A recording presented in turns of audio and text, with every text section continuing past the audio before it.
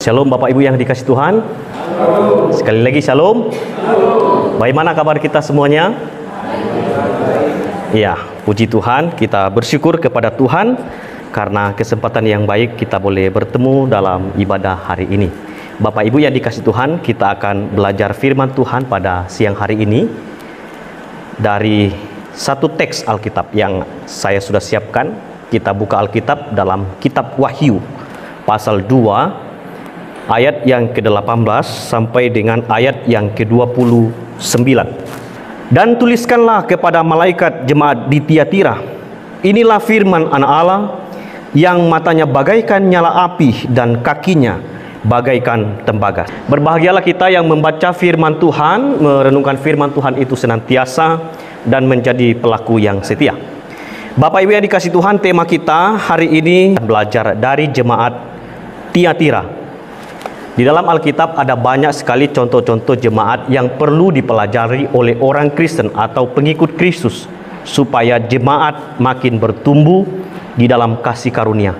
Bapak Ibu, kalau baca di dalam kitab Wahyu ini, kita akan menemukan Tuhan mewahyukan firman dan mengirim surat kepada 7 jemaat yang mewakili gerejanya tentu yang ada di dalam dunia ini. Salah satu yang akan kita pelajari adalah jemaat Tiatira. Ada banyak para penafsir Bapak Ibu mengatakan bahwa jemaat Tiatira ini adalah jemaat yang kotor. Kenapa? Karena mereka mencemarkan diri mereka dengan melakukan dosa. Nah, kita akan belajar bersama-sama di dalam kesempatan ini, belajar dari jemaat Tiatira. Hal yang pertama yang ingin saya tekankan di dalam pembacaan kita adalah ada 3 hal yang Yesus nyatakan tentang dirinya. Yang pertama, dia memberitahu kepada jemaat itu bahwa ia adalah Anak Allah. Anak Allah di sini adalah dimaksudkan sebagai pribadi yang berotoritas. Anak Allah bukan berarti bapa menikah dengan perempuan lalu melahirkan anak Allah, bukan. Maksud anak Allah itu pada hakikatnya dia adalah Allah. Walaupun kata ada anak, tapi yang paling penting adalah hakikatnya sebagai Allah. Jadi ketika disebut anak Allah, Yesus Kristus itu bukan berarti dia anak dan dia bukan Tuhan, tapi dia adalah anak Allah. Saya sederhanakan. Misalnya nih, ada disebutkan anak manusia. Ya, anak manusia.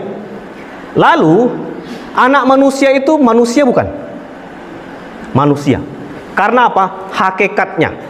Jadi yang ditekankan itu hakikatnya, bukan kata anaknya. Ya. Jadi ketika Yesus disebutkan sebagai anak Allah, hakikatnya dari Yesus Kristus itu adalah Allah. Di dalam Alkitab kita menemukan Yesus memiliki 2 natur, manusia dan ilahi. Nah, Yesus menyatakan diri sebagai anak Allah yang berotoritas. Lalu yang kedua adalah matanya bagaikan nyala api. Ini memperlihatkan dia adalah Allah yang maha tahu. Maka apa yang dialami oleh jemaat di Tiatira, Tuhan tahu. Karena dia adalah Allah yang maha tahu. Apakah hanya jemaat di Tiatira? Tidak. Termasuk kita. Bagaimana pribadi, hidup kita, pelayanan kita, gereja kita, Tuhan tahu. Karena dia adalah Allah yang maha tahu. Lalu yang ketiga adalah kakinya bagaikan tembaga. Itu diteluskan dalam ayat 18. Ini menggambarkan bahwa Allah yang menyatakan diri adalah Allah yang akan menghukum, yang menginjak orang yang tidak mau bertobat. Nah, ini kita akan belajar ya. Jadi Bapak Ibu, ketika surat ini dituliskan, yang pertama-tama yang disampaikan kepada jemaat Tiatira adalah siapa yang memberi surat, yang memberi perintah, yang berbicara kepada mereka. Dia adalah Allah yang sejati. Apa yang dapat kita pelajari dari jemaat Tiatira Bapak Ibu? Yuk kita perhatikan yuk. Kita baca sama-sama. 1, 2, 3. Ya. Aku tahu segala pekerjaanmu, baik kasihmu maupun imanmu, baik pelayananmu maupun ketekunanmu. Aku tahu bahwa pekerjaanmu yang terakhir lebih banyak daripada yang pertama. Apa yang dapat kita pelajari dari jemaat Tiatira? Saya menyimpulkan ada 4 poin. Nanti kelimanya itu dalam kesimpulan saya. hal yang baik yang kita perlu pelajari dari jemaat Tiatira adalah jemaat Tiatira hidup dalam kasih, hidup dalam iman, mengerjakan pelayanan, dan mereka menjadi jemaat yang tekun. Ini adalah hal baik yang perlu dipelajari oleh orang Kristen supaya bertumbuh jemaat, gerejanya makin maju. Jadi Bapak Ibu, dalam pembacaan kita, aku tahu segala pekerjaan. Kalau kita baca kitab Wahyu sebelum itu, kalau di jemaat Tiatira Tuhan berbicara, aku tahu pekerjaan. Tapi di jemaat sebelumnya Tuhan memberitahu, aku tahu kesusahanmu, aku tahu penderitaanmu. Bapak Ibu, ternyata Tuhan itu tidak hanya memperhatikan apa yang dialami oleh para murid atau orang yang percaya kepadanya. Bahkan Tuhan juga memberitahu kita bahwa aku tahu pekerjaan. Apa yang dilakukan oleh jemaat di Tiatira itu diketahui oleh Tuhan, di dalam kendali Tuhan, di dalam kontrolnya Tuhan. Maka saya percaya juga Bapak Ibu, apa yang kita kerjakan di dalam dunia ini tidak pernah terlepas dari pengetahuan Tuhan. Tuhan tahu. Maka Bapak Ibu, dalam pekerjaan, apapun pekerjaan kita dan bagaimanapun kita mengerjakannya, kita tidak boleh lupa Tuhan tahu apa pekerjaan kita dan bagaimana kita mengerjakan. Kita belajar dari jemaat ini, dari kasih mereka, iman, pelayanan, ketekunan. Saya hanya menggambarkan satu contoh soal kasih, Bapak Ibu. Ada seorang pemuda, dia sangat menyukai seorang perempuan. Dia sangat cinta, dia sangat menyayangi wanita tersebut. Tapi masalahnya adalah wanita ini tidak memperdulikan laki-laki ini karena dia mungkin tidak punya perasaan. Laki-laki ini sangat cinta kepada perempuan ini, akhirnya pada waktu itu belum ada teknologi dan dia akhirnya kirim surat kepada wanita ini melalui pos. Setiap minggu dia kirim surat 4 kepada wanita ini. Setiap kali suratnya sampai, wanita itu tidak pernah meresponi surat atau membalas surat dari laki-laki ini. Tapi Bapak Ibu, waktu dia tahu dia sudah terima surat dan tidak balas surat laki-laki ini, laki-laki ini justru bukan makin benci kepada perempuan itu, tapi dia makin cinta kepada perempuan itu. Nah, akhirnya dia bilang, aku tidak lagi mengirimkan surat dalam 1 minggu 4 kali. Sekarang aku akan mengubah, aku akan kirim surat 1 hari 4 kali. Jadi setiap hari dia kirim surat kepada perempuan ini karena saking cintanya kepada perempuan ini. Dan singkat cerita, akhirnya wanita yang dikejarnya ini menjadi istrinya. Jemaat Tiatira adalah jemaat yang memiliki cinta kasih kepada Tuhan. Kecintaan mereka kepada Tuhan sejak awal mereka mengenal Tuhan tidak berubah, sampai Alkitab menyatakan justru pekerjaan mereka di dalam kasih makin melingkat, makin banyak. Bapak Ibu, ini berbeda dengan jemaat di Efesus. Coba kita lihat ya. Di Efesus, coba kita baca di dalam Wahyu pasal 2 ayat yang keempat dan ayat yang kelima. Wahyu pasal 2 ayat 4 dan 5. 1, 2, 3. Iya. Namun demikian aku mencela engkau karena engkau telah meninggalkan kasihmu semula. Yang sebab itu ingatlah betapa dalamnya engkau telah jatuh. Bertobatlah dan lakukanlah apa yang semula engkau lakukan. Jika tidak demikian, aku akan datang kepadamu dan aku akan mengambil kaki dianmu dari tempatnya jika engkau tidak bertobat. Jadi jemaat di Efesus ini, mereka sangat tekun dalam penderitaan. Itulah sebab Tuhan memberitahu, aku tahu kesusahanmu. Tapi persoalannya adalah setiap kali mereka berhadapan dengan penderitaan, kasih mereka kepada Tuhan dan kepada sesama itu makin berkurang. Maka ada kasih yang digambarkan di dalam Alkitab, kasih makin dingin, kasih yang suam-suam kuku. Dan berbeda dengan jemaat Tiatira, waktu mereka mengenal Tuhan, kasih mereka kepada Tuhan itu tetap sama, bahkan makin besar cinta mereka kepada Tuhan. Tapi jemaat di Efesus, mereka punya cinta kasih di awal ketika mereka mengenal Tuhan. Tapi dalam perjalanan, kasih itu makin suam-suam kuku, makin dingin. Kasih mereka kepada Tuhan makin dingin. dan kasih mereka kepada sesama pun menjadi som-som kuku. Nah, kita belajar ya dari jemaat Tiatira ya. Sejak kita mengenal Tuhan, kasih kepada Tuhan harusnya makin besar dan terus bertumbuh. Mereka hidup dalam kasih, hidup dalam iman, dalam pelayanan. Jadi jemaat Tiatira ini tidak hanya hidup dalam kasih, mereka juga bertumbuh dalam iman, tapi mereka melayani Tuhan. Nah, ini orang kalau melihat gerejanya yang maju, 4 kriteria ini harus ada di dalam gereja. Ada orang-orang yang melayani Tuhan. Dan yang terakhir Bapak Ibu, di situ dituliskan jemaat Tiatira ini adalah jemaat yang maju. Seperti dalam pembacaan kita ya, di akhir ini yang sudah saya garis bawahi, aku tahu bahwa pekerjaanmu yang terakhir lebih banyak daripada yang pertama. Kalau sebelumnya hanya mengerjakan kasih, iman, pelayanan, hidup dalam ketekunan, tapi Tuhan mengatakan kepada mereka, pekerjaan mereka, pelayanan mereka makin banyak, makin maju. Nah, gereja Tiatira adalah gereja yang maju. Maka Bapak Ibu yang dikasihi Tuhan, saya jujur saja punya kerinduan yang sangat besar terhadap gereja ini. Saya berharap supaya Bapak Ibu punya visi yang sama. Visi kita itu harus berdasarkan apa kata Alkitab. Tuhan menghendaki supaya gerejanya itu makin maju. Kalau Tuhan menghendaki gerejanya maju, masakan Tuhan membiarkan gerejanya? Tuhan pasti akan memberkati gerejanya. Maka Bapak Ibu yang dikasihi Tuhan, kami bergumul memikirkan supaya hal-hal yang baik seiring dengan perkembangannya teknologi, mari kita juga makin maju sampai dalam pelayanan gereja ini. Tapi Bapak Ibu perhatikan ya, apakah hanya hal baik yang ada di dalam diri jemaat Tiatira? Ternyata tidak. Ada hal jelek yang ada dalam tubuh jemaat Tiatira. Coba kita lihat ya. Hal jelek itu ada 2 yang saya catat di sini. Yang pertama adalah jemaat Tiatira membiarkan nabi palsu mengajar dan menyesatkan mereka. Yang kedua, mereka membiarkan wanita sundal Izebel itu menggoda, bahkan berbuat zina dan makan persembahan berhala. Itulah hal jelek yang ada dalam diri jemaat.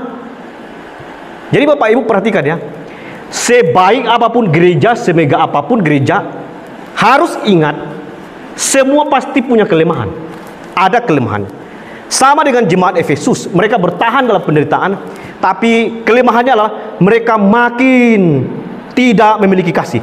Tapi jemaat Tiatira, mereka makin maju, tetapi ada dosa atau kelemahan yang mereka miliki. Mereka membiarkan nabi palsu mengajar dan menyesatkan jemaat. Bapak Ibu, membiarkan dosa merasuk dalam tubuh gereja, itu adalah dosa yang sangat menjijikkan di hadapan Tuhan. Tuhan mewahyukan firman dalam 2 Timotius pasal 3 ayat 16. Segala tulisan yang diilhamkan Allah memang bermanfaat untuk mengajar, untuk menyatakan kesalahan. Yang salah itu harus dikasih tahu, jangan dibiarkan. Dan untuk memperbaiki kelakuan dan mendidik orang dalam kebenaran. Wahyu yang difirmankan Tuhan itu harus diajar, menyatakan kesalahan, yang salah diperbaiki, dosa ditegur, supaya kita memiliki perilaku yang baik. Nah, jemaat ini memelihara dosa, dan itulah sebabnya Tuhan murka kepada mereka.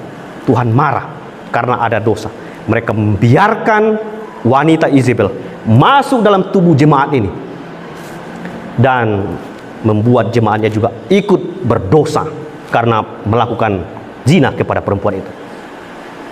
Bapak Ibu yang dikasihi Tuhan, sulit sekali jemaat yang kelihatannya bagus tapi ada dosa. Bapak Ibu, mungkin dosa perzinahan tidak ada di gereja ini, amin ya, tidak ada. Tapi apakah ada dosa yang lain yang menghalangi kita bertumbuh? Entahkah karena keegoisan kita, entahkah karena kesombongan kita, atau ada dosa yang tersembunyi dalam hati kita.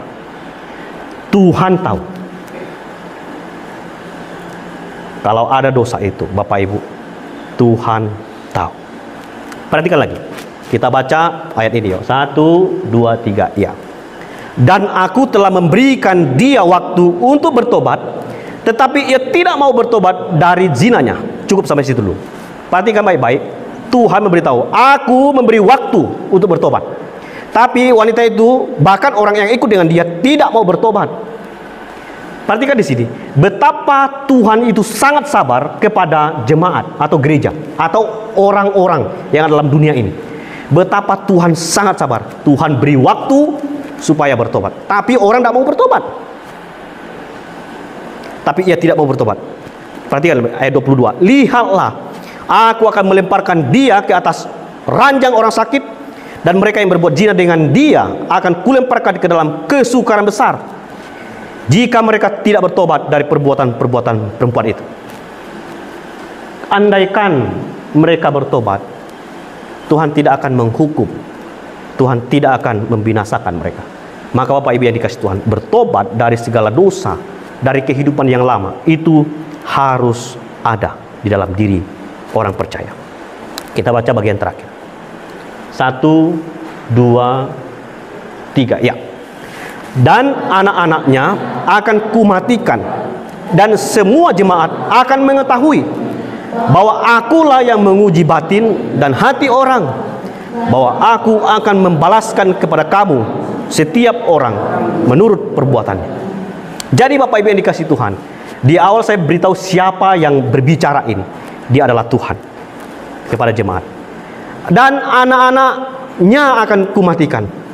Kata anak-anak ini kemungkinan besar karena perempuan ini dilayani oleh jemaat di Tiatira dan melahirkan keturunan, dan kemungkinan besar anak-anak yang lahir dari zina itu akan dibinasakan oleh Tuhan.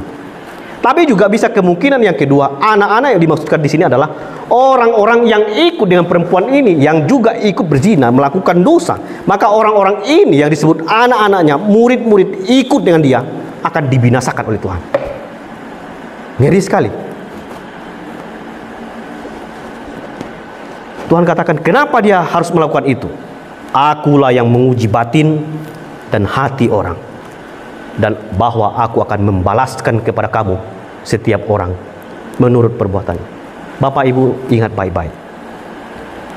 Apakah dalam hidup kita bergereja, dalam berjemaat, dalam hidup pribadi ada dosa?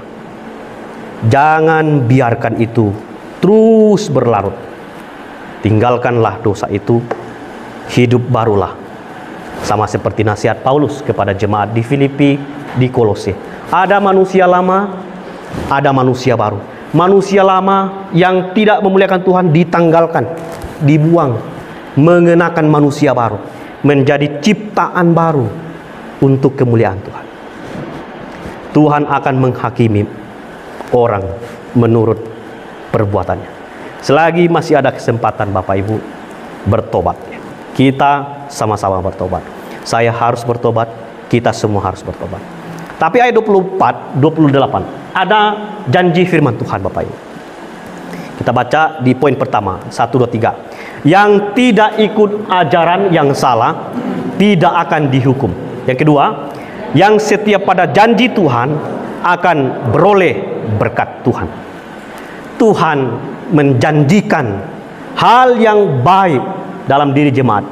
Ada kemajuan dalam pelayanan, ada kasih, ada iman, ada ketekunan dalam diri jemaat. Tapi di dalamnya ada dosa. Tapi ternyata Bapak Ibu, memang ada yang berdosa, tapi masih ada juga orang yang tidak ikut ajaran dari penyesat itu, tidak ikut melakukan dosa dengan perempuan Izebel itu. Maka Tuhan berjanji, kalau tidak ikut ajaran yang salah, pasti tidak akan dihukum. Dan yang setia pada janji Tuhan, melakukan pekerjaannya terus menerus, maka mereka akan beroleh berkat. Itu adalah janji Tuhan. Kiranya janji ini pun juga Tuhan karuniakan kepada kita. Yang terakhir, yang paling penting dalam menutup firman kepada jemaat di Tiatira adalah kalimat ini. Kita baca yuk, 1, 2, 3 ya. Siapa bertelinga, hendaklah ia mendengarkan apa yang dikatakan Roh kepada jemaatnya. Bapak Ibu, terkadang ya saya sangat sedih ketika kebenaran diberitakan. Banyak sekali orang tidak mau mendengar. Banyak orang memalingkan telinganya, lebih suka menutup telinganya, bahkan tidur, tidak mau mendengarkan. Tuhan beritahu ya, siapa yang bertelinga, hendaklah ia mendengarkan. Saya penasaran, apakah jemaat di Tiatira ini, kebanyakan mereka tidak punya telinga? Kenapa Tuhan harus bicara? Siapa yang bertelinga, hendaklah mendengarkan. Tuhan mengaruniakan telinga dua, supaya kita lebih banyak mendengar suara Tuhan, sedikit berbicara. Bapak Ibu, kita yang diberikan telinga yang sehat, yang baik oleh Tuhan, dengarlah firman ini, lakukanlah firman ini, maka percayalah seperti janjinya, Dia akan menolong, memberkati kita semua. Amin. Amin.